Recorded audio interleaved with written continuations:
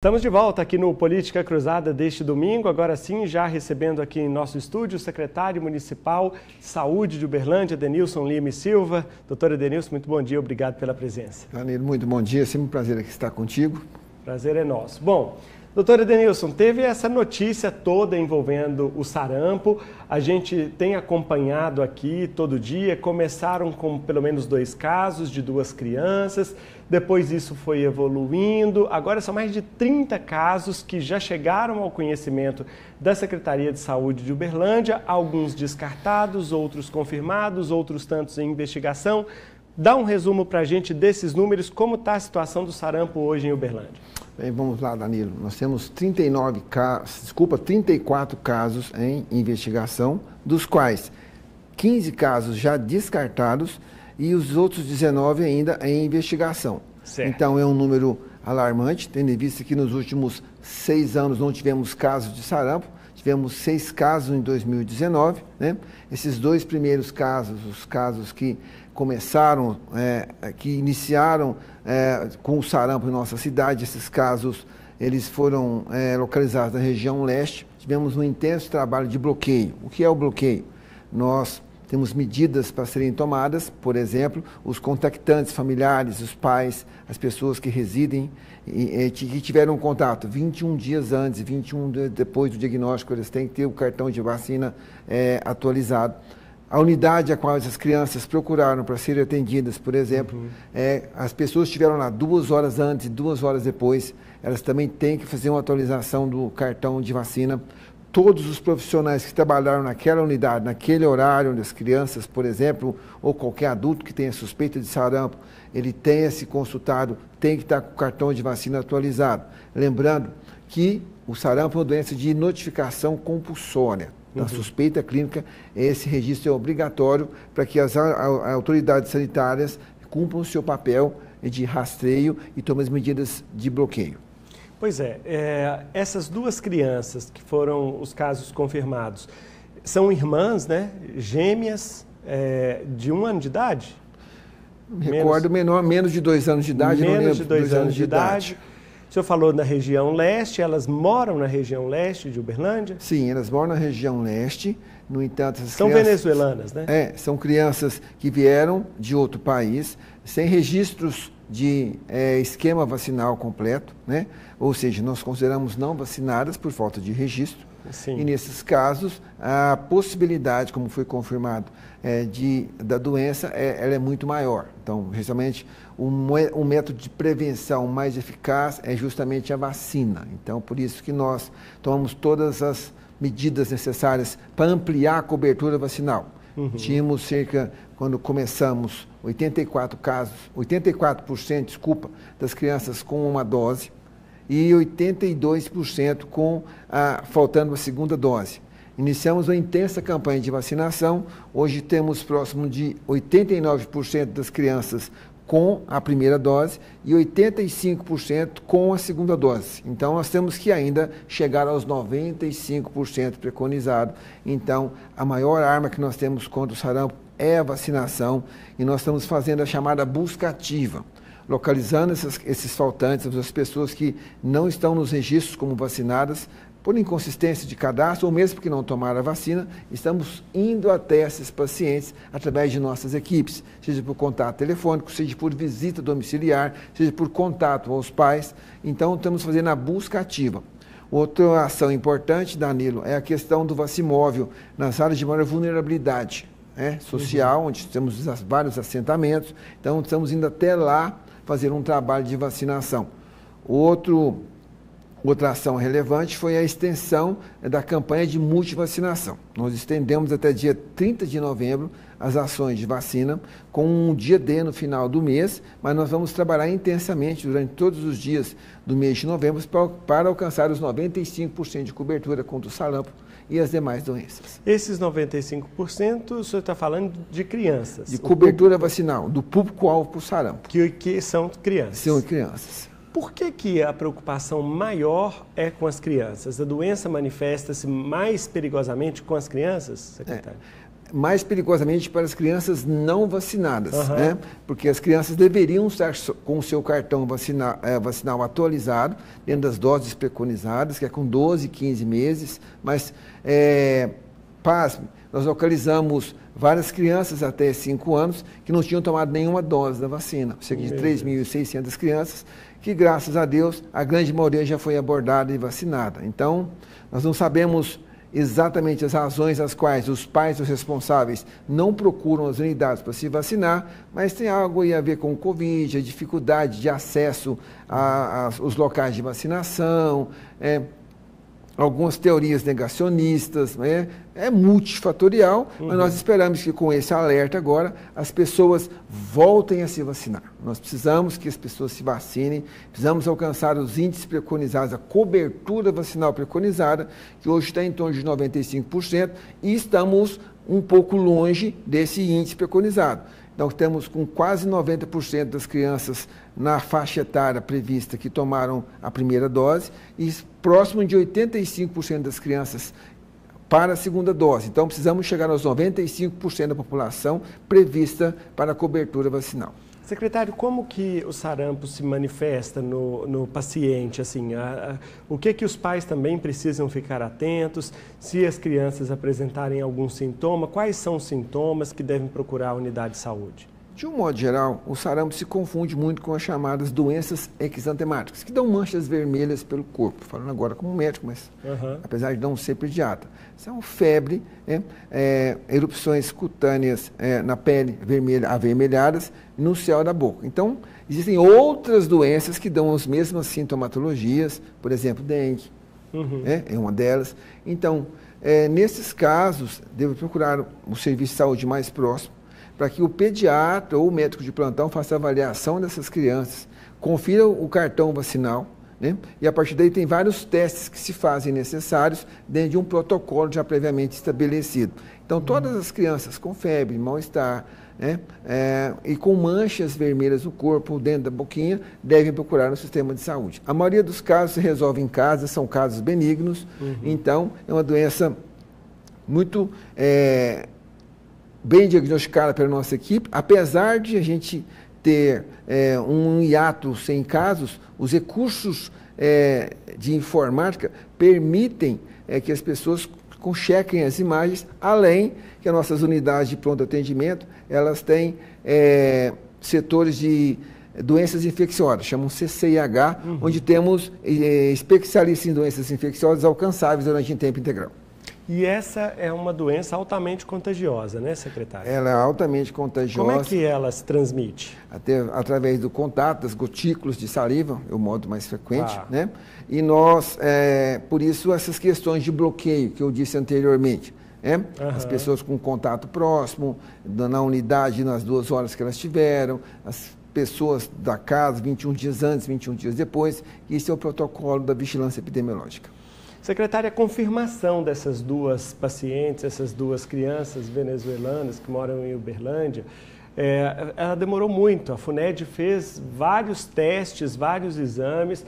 Primeiro teve uma confirmação, aí fez um outro teste de rechecagem e aí, depois fez um terceiro, coletou material de novo, fez de novo, porque elas estavam com uma alta carga viral, e aí com uma alta carga viral não é possível, pode ter uma reação cruzada com outras doenças, não é? Explica para a gente qual o contexto dessa investigação e por que esse procedimento ele é tão delicado, melindroso e demora tanto para se checar se de fato a pessoa está diagnosticada com sarampo. Na verdade, a nota técnica ela é bem clara. A nota técnica, quando nós nos baseamos com a suspeita do primeiro caso, com sintomatologia suspeita e um diagnóstico, um exame positivo, né, já é. Então, temos que tomar todas as ações de bloqueio descritas anteriormente. A Secretaria Estadual de Saúde quis ter a certeza desse caso, fez a segunda rechecagem, conforme dito aqui pelo representante que aqui esteve aqui durante a semana, o RT-PCR, que é o padrão ouro, segundo ele mesmo afirmou, também veio positivo. Então, mesmo assim, eles enviaram, segundo a orientação do Ministério da Saúde, o que nos foi passado, é que foi mandada ainda para a Fiocruz, Fundação Oswaldo Cruz. No entanto, já temos 2 testes de muita especificidade e sensibilidade positivos, o que não altera as nossas ações de vacinação, bloqueio e prevenção. Não temos que aguardar esse terceiro teste, né, que é uma ação da Secretaria Estadual de Saúde em parceria com o Ministério da Saúde, que eu não saberia exatamente as razões da utilização desse terceiro teste. Uhum. Perfeito. Bom, eu acho que do sarampo a gente esclareceu muita coisa. Agora eu queria avançar para o assunto do teto MAC. Gente, o teto MAC é o teto da média e alta complexidade. É um recurso que o Ministério da Saúde repassa ao município para custear despesas de alta e média complexidade, por exemplo, tratamentos mais graves, cirurgias complexas, internações de UTI e outros tantos. O que acontece? A grande discussão disso envolvia um valor que a Prefeitura já estava pleiteando há muito tempo do governo federal, precisava ser feita uma recomposição desse valor, desse aporte que o Ministério da Saúde faz aqui no investimento, e a gente teve um desfecho recentemente, depois de uma reunião em Brasília entre o secretário, o próprio secretário de Saúde, doutor Adenilson, que esteve lá, o prefeito Paulo Sérgio e o ministro da Saúde, né? O secretário também de Atenção à Saúde, eu esqueci, o doutor Newton, a função dele. Então, assim, eu acho que estava lá os grandes relevantes nomes da saúde pública do país e comprometeram, então, fazer a recomposição do teto MAC. Doutor Adenilson, explica para a gente o que isso significa na prática aqui para a saúde pública da cidade. Então, vamos lá. Entre os anos de 22 e 23, Uberlândia produziu a mais do teto que ele tinha. Por exemplo, ele produziu cerca de 41 milhões a mais do teto entre os anos de 22 e 23. Tá. Isso foi apurado em 2023, foi passado em todas as instâncias a nível do Estado de Minas Gerais, a nível local, a CIB regional, de todas as cidades da região, a nível estadual, a CIB estadual. Em seguida foi enviado ao Ministério da Saúde esse pleito. Eu mesmo levei isso lá, assim que assumi a gestão em 2024, para dar entrada nos processos. Isso realizaram a primeira checagem a nível do Fundo Nacional de Saúde e chegaram à conclusão que estava tudo correto e era um valor devido de 41 milhões na primeira etapa. Certo. Por ocasião da inauguração do novo pronto-socorro, a então ministra Anísia liberou cerca de 10 milhões de reais dessa primeira demanda. Então foi liberado cerca de 10 milhões e meio, correspondente a esse primeiro pleito de 41 milhões. Durante o ano de 2024, apuramos o que produzimos a mais, além do teto, entre os anos de 23 e 24. Certo. Isso deu um montante em torno de 56 milhões. Né? Passamos nas instâncias, tanto loco regional quanto estadual, e levamos novamente esse pleito ao Ministério da Saúde. Né? O prefeito Paulo Sérgio e eu tivemos cerca de 8 reuniões. O prefeito teve uma a mais com o ministro, tive 7 reuniões com o ministro. Gente, muita coisa. Newton, 8 reuniões no decorrer do ano, né, com esses 2 pleitos.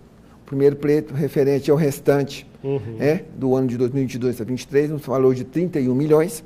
Né, e o segundo pleito, esses 56 milhões, algo em torno de 89 milhões, se fosse pagos na integralidade. Correto. Né, dinheiro qual que trará mais recursos vinculados ao município de Uberlândia. Sabe hoje que o município gasta em torno de 37% de recursos próprios e todo recurso vinculado que entrar reduz a despesa do município dos recursos próprios da cidade. Então, todo o dinheiro que vier, né, é um trabalho que tem que ser feito anualmente para reduzir a despesa do município, que hoje sofre aí com investimentos em saúde. Então, tudo que entrar mais de dinheiro, a gente consegue reduzir o investimento do município nas nossas políticas públicas de saúde.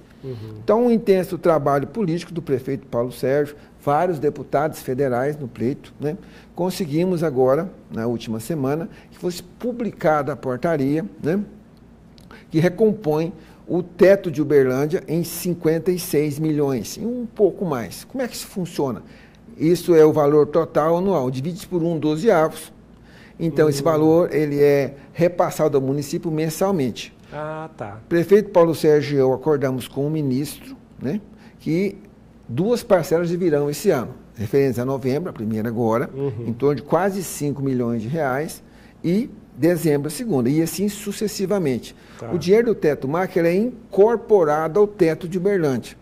Então, ele alivia as despesas do município de recursos próprios, permite investimentos que se produza mais do teto SUS. Por exemplo, sem teto do SUS, tudo que você produz além do que está estabelecido, ele fica para o extrapolamento de teto do próximo ano. Agora a gente pode colocar isso dentro de uma realidade. Então, são realmente recursos novos que vêm compor o teto da saúde do município e que vão trazer um alívio para o município com relação à execução de recursos próprios. Quando o senhor fala produz, como é que... Isso eu acho que é uma questão técnica, né? Isso, vamos lá. O que é produzir? Você realiza uma cirurgia, por exemplo, né? Uma cirurgia de vesícula. Tá. Por exemplo, você pode realizar o teto, ele te autoriza a autorizar 1000 cirurgias, é uma situação hipotética. Tudo que você realiza além de 1000 cirurgias, né? Você está extrapolando o teto. Então, você tem um limite para gastar. Você pode fazer remanejamentos, mas para você entender de uma maneira, tudo que você extrapola aquilo que você está autorizado a gastar, mesmo com remanejamentos, é um extrapolamento de teto, né?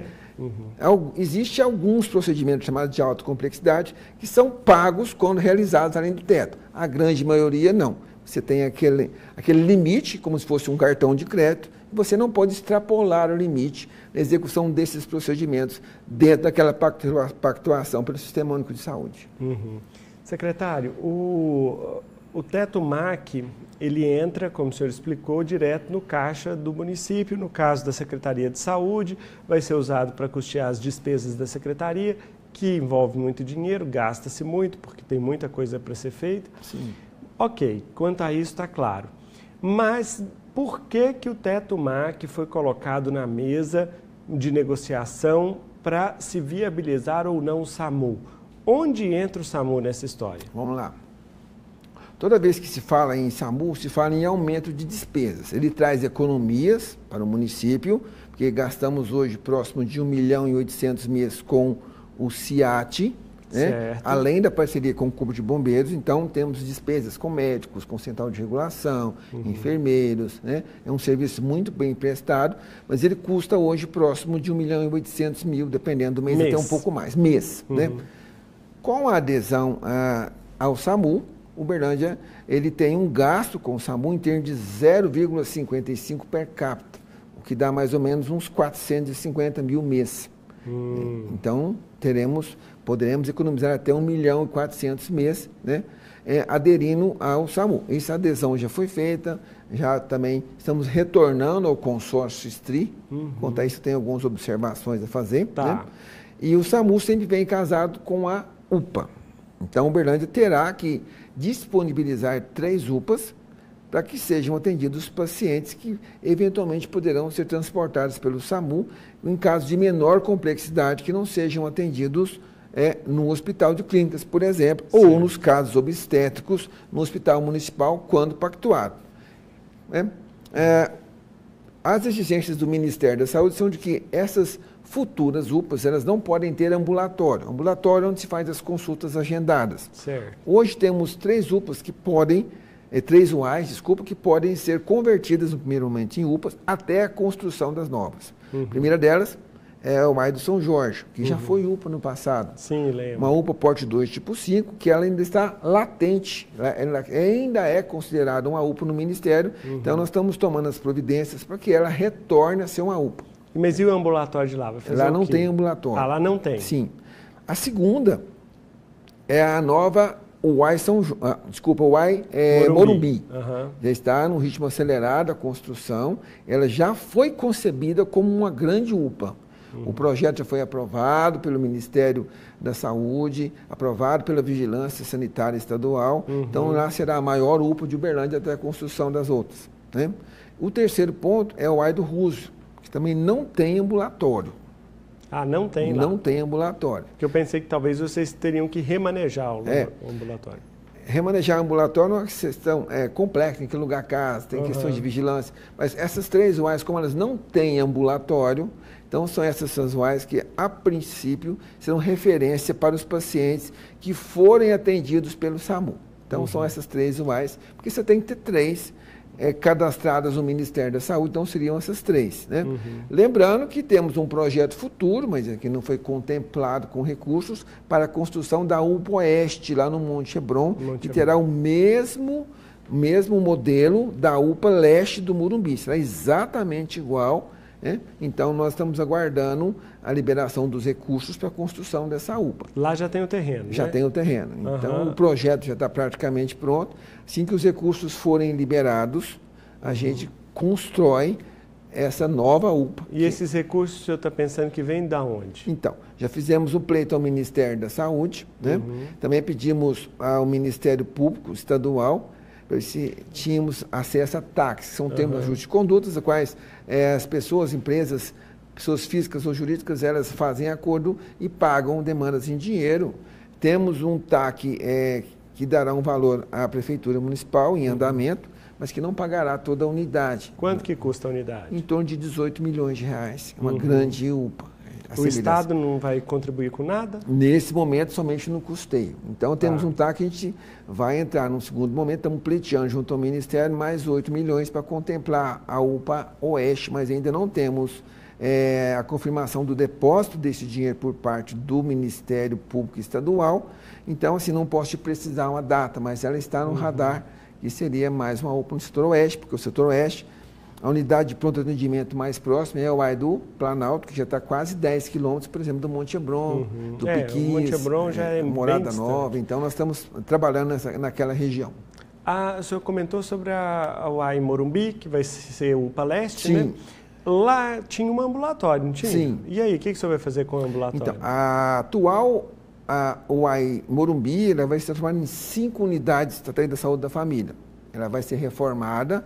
Então, vamos construir já com aprovação no prédio da UAI de hoje, 5 unidades que vão contemplar casas alugadas no entorno.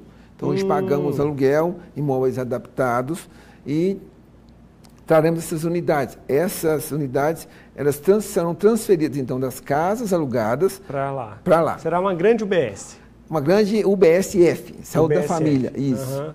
E secretário, essas casas, todas elas ficam ali na região do Morumbi? Isso. Então vai concentrar tudo, né? Tudo lá para facilitar para a população, farmácia, etc. Vai ficar muito bom. Tá, ainda voltando para o SAMU. Sim. O SAMU, como é que está a questão do custeio? O secretário esteve aqui do Estado da Saúde, vocês fizeram uma longa reunião, ajustou essa questão do custeio, secretário? Vamos lá. O que temos aqui, né? São várias etapas até o Ministério efetivamente custear as ações do SAMU. Então, tem que começar a funcionar, o Ministério vir aqui, fazer a primeira fiscalização, aí os papéis são enviados para a habilitação no Ministério da Saúde. Essa habilitação pode demorar um delta-T, um tempo. Né? O que tem acordado aqui, por escrito, que até sair a habilitação, a Secretaria Estadual de Saúde vai custear o SAMU em Uberlândia. Junto ao consórcio SISTRI. Então, nossa participação será, dentro do que é preconizado pela portaria, conforme eu disse, 55 centavos per capita, que nós vamos entrar com o consórcio SISTRI. E o restante será custeado aí pelo governo do Estado de Minas Gerais. Então, isso é o que foi acordado. Lembrando que cada UPA ela tem custeio também, que hoje todas as UAIs são custeadas pelo município de Uberlândia. Né? Algo em torno de 2,5 milhões a 3 milhões por cada UAI. As maiores, até 3 milhões mês. Né? Certo. Com essas 3 UPAs habilitadas e recebendo, a gente pode chegar até 1 milhão por mês de recursos do Estado e do governo federal. Então, as UAIs tipo 3, porte 8, recebem cerca de R$1 milhão mês. As UAIs menores, entre 600 e 800 mil reais mês. Né?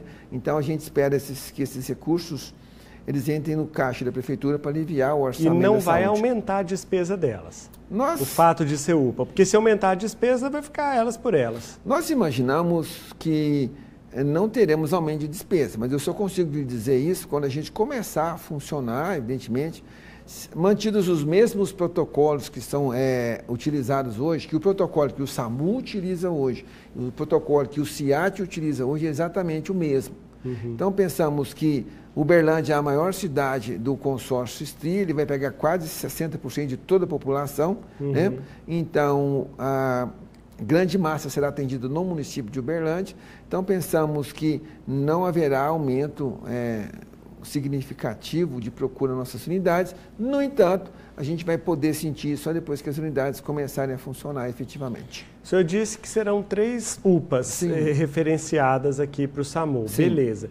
Então, deixa eu pegar um exemplo prático. Aconteceu um acidente lá no Morada Nova. Certo. O motociclista bateu num carro e tal, o SAMU foi lá, atendeu aquele motociclista. O AI mais perto hoje, Planalto. Certo. Só que o AI de referência, Roosevelt. O SAMU leva para onde? Para o Planalto ou para o Roosevelt? Tá, vamos lá. A gente está tratando de pessoas de Uberlândia. Quando a gente fala em SAMU, você fala em 26 cidades do consórcio SISTRI. Certo. Então, vamos dizer que as pessoas que sejam acidentadas em Uberlândia, a central de regulação, ela vai identificar, são todas rastreadas, as chamadas, identificar o local. Em se sendo uma pessoa de Uberlândia, ela terá a possibilidade de ser atendida em qualquer ponto de atenção.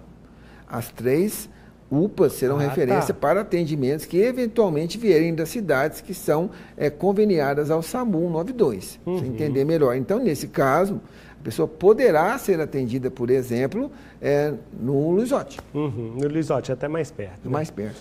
Tá. E outra questão que eu queria entender sobre isso do consórcio. Sim. Havia uma pendência lá do consórcio a ser resolvida. Essa pendência já foi esclarecida? Como é que está isso? Temos 2 caminhos para essa pendência, que não nos pertence. É uma pendência alta, que tem valores transitados em julgado na ordem de 3 milhões de reais. Né? O prefeito Paulo Sérgio está entrando na negociação com o consórcio. Caso essa negociação não prospere, essa dívida irá para a conta dos precatórios, né? Que serão colocados na dívida de precatórios, e assim ela vai movimentando normalmente. Com relação ao pagamento da mensalidade, há também uma certa discussão, né? Na última reunião que nós tivemos, o prefeito Oscar, nosso amigo, presidente do SISTRI, pediu para a Uberlândia começar a pagar a partir de agora, né, a mensalidade do consórcio, algo em torno de 400 mil. No entanto, a previsão de chegada das ambulâncias a Brasília para serem entregues é em 2026, nos primeiros meses. Então, nós estimamos que o SAMU deva começar a funcionar mais ou menos em abril ou maio, que é a expectativa. Então, se a gente começasse hoje a contribuir com o consórcio, contribuiríamos 8 meses. Eu entendo que o consórcio tem despesas, no entanto, a Prefeitura de Uberlândia negocia com o consórcio para iniciar os pagamentos da mensalidade mais próximos ao início. Então, isso é uma discussão que está sendo tomada com relação à dívida antiga. Caso ela não seja negociada, e o prefeito está tentando essa negociação, ela irá para os precatórios. E com relação ao pagamento da mensalidade de Uberlândia, nós entendemos que seja justo que o município de Uberlândia comece a pagar a mensalidade com a data específica de início das atividades. Não temos essa data ainda. As equipes técnicas, elas trabalham persistentemente para alcançar todas as variáveis. São bases descentralizadas, são protocolos, mudança de central de regulação. Então, uma série de coisas que nós temos que trabalhar ainda nesse contexto. Tá. Secretário, explica para a gente por que existe esse consórcio, no que isso contribui para o sistema funcionar, de que forma que funciona o consórcio para quem está nos acompanhando que ainda não entende isso. Como é que é? Então, hoje, o governo federal ele não admite mais SAMU para cidades. Então, todos, por rateio de custos, tínhamos, por exemplo, Uberaba tinha SAMU individualizado, Patos de Minas chegou a ter. Então, por determinação das instâncias superiores, foram criados consórcios entre os municípios para que todos os recursos enviados pelo Ministério da Saúde à Secretaria Estadual de Saúde fossem repassados aos consórcios e, através do rateio, pudessem se fazer o custeio do SAMU nessas regiões, certo? Tá. O valor previsto é 0,55. Então, houveram problemas durante esse ano com relação consórcios reclamando da questão dos repasses. Isso. Então, cada consórcio ele é autoadministrável. Então, ele tem que fazer a gestão daqueles recursos, né? E na nossa região os recursos são muito bem geridos. Então, não tivemos aqui os problemas que foram observados em outras regiões, até com o aumento do valor da cotização de cada município, o valor do repasse de cada município. Então, nós estamos falando em Uberlândia que vai pagar cerca de 0,55, que é o valor preconizado na portaria. No entanto, existem outros consórcios em Minas Gerais que as cidades rateiam um valor maior, o rateio é maior, mas Uberlândia ele tem a prerrogativa de entrar dentro do valor preconizado pela portaria. E o Ministério da Saúde diz que em dezembro as ambulâncias devem chegar até que se faça toda a tramitação por volta de março, não é isso? A última conversa que eu tive hoje, para poder fazer essa visita a você, é que a data mais precisa para a chegada das ambulâncias é nas primeiras semanas do mês de janeiro. Ah, de janeiro. De janeiro. Elas estão sendo fabricadas, já foi feita a licitação. São então, 3 para cá? São 7, se não me falha a memória. 7 para cá. E o que vocês vão fazer com as ambulâncias do CIAT? As ambulâncias do CIAT, elas foram doadas ao Corpo de Bombeiro, elas são fruto de emendas, várias origens, então elas feita uma doação para o governo do estado de Minas Gerais, o qual faz a gestão do bombeiro, e essas ambulâncias elas pertencem ao estado de Minas Gerais. Então, depois que elas deixarem de operar como pré-hospitalar, eu não sei qual vai ser a destinação, isso pode ser negociado sem problema nenhum. Podia negociar com o bombeiro de elas continuarem aqui atendendo a corporação, né, de alguma forma. Uma unidade de resgate, por exemplo. É isso. Né, é usual. Secretário, nosso tempo está acabando, a gente começou falando do sarampo, mas aquele pai ou aquela mãe que ainda não vacinou o filho ou que quer olhar se seu cartão está em dia, a vacina é a tríplice viral, não é? Isso. Cachumba, rubéola e sarampo? Isso. Então tá. Como é que ele deve fazer? Tem um aplicativo? Pode ligar na prefeitura? Como é que sabe disso? Vamos lá. Hoje todas as unidades elas estão abertas com vacinação disponível em todos os dias da semana. Temos também as ações itinerantes, a gente chama de extramuros, que leva a vacina a pontos específicos da cidade. E, de pronto, queria agradecer ao Estado de Minas Gerais e também a Gerência Nacional de Saúde por ter nos emprestado mais um vacimóvel. Então, temos 2 vacimóveis em campo, né, fazendo a vacinação itinerante, que ajuda muito. Então, a via de regra, as pessoas devem procurar as suas unidades de referência, nossos pontos de vacinação, nossos 74 pontos de vacinação, eles estão equipados e prontos para checar o seu estado vacinal. Você apresenta a documentação e nós sabemos quantas doses foram tomadas, etc. e tal, e temos doses disponíveis, né? As pessoas, a grande massa da população de Uberlândia, cerca de 75% não tem convênio médico. Imagine-se que essas pessoas, essas crianças sintomáticas, a grande maioria delas irá procurar nossas unidades de saúde. As equipes já estão capacitadas.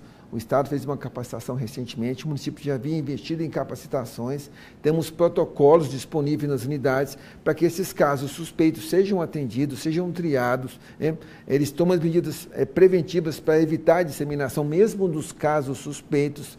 Então, eu diria que temos vacina, temos uma rede grande, aberta, disponível para tal, temos as unidades de pronto atendimento abertas para poder atender a população. Felizmente, esses casos todos foram tratados em casa, domiciliarmente, mas temos também o Centro de Internação Pediátrica, também com vagas disponíveis, caso seja necessária a internação. Temos o Hospital de Clínicas, que é referência em alta complexidade. Então, eu diria que o município está preparado para enfrentar esse aumento de casos. A gente tem que sentir agora como é que isso vai ser.